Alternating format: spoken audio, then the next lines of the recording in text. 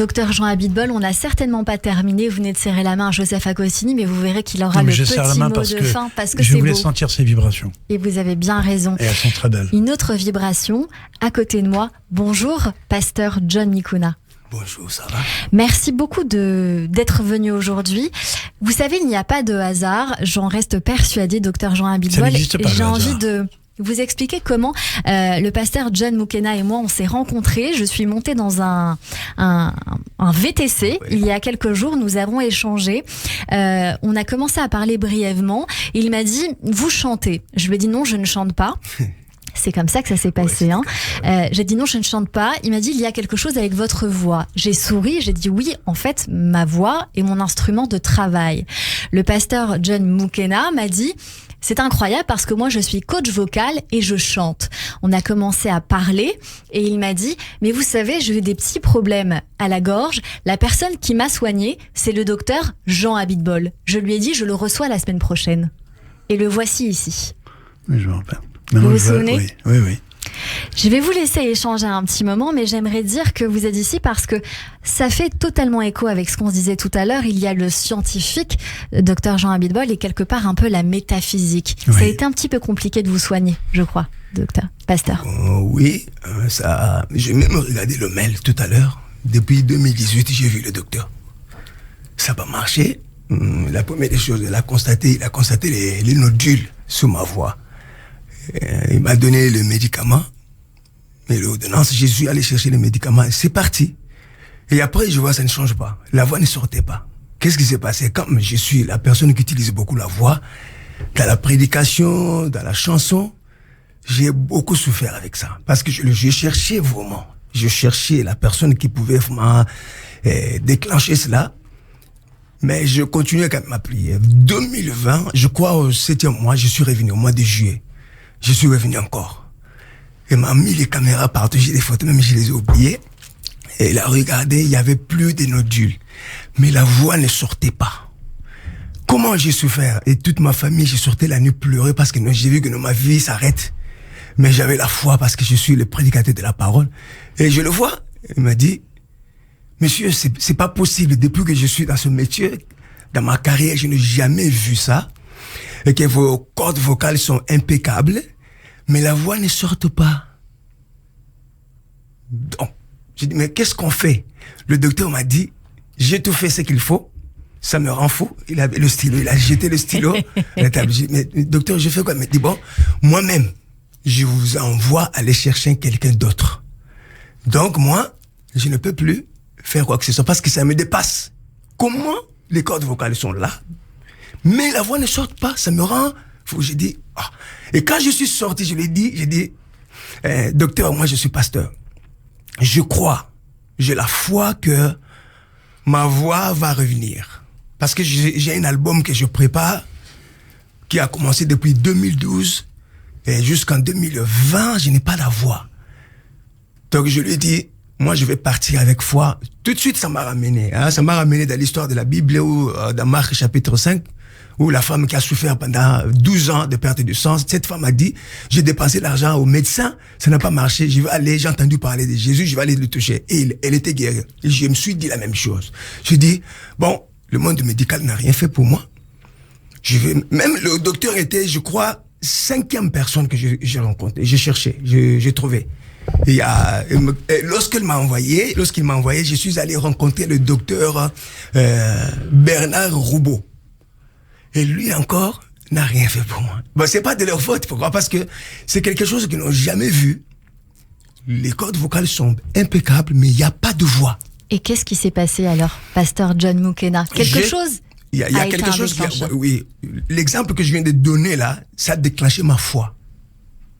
J'ai vu que au-delà de la médecine, au-delà de médicaments, au-delà du corps médical, il y a un autre aspect spirituel que nous devons avoir. Moi, je me suis accroché à ça.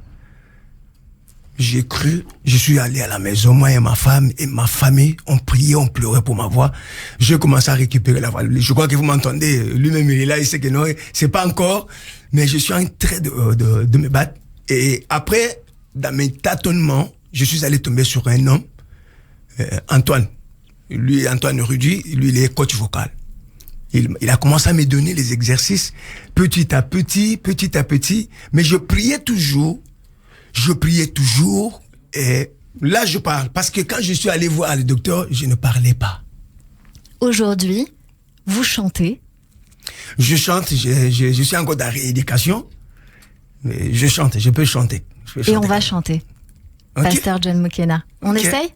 On essaye. Okay. Forcez pas trop, hein? Ouais. Allez.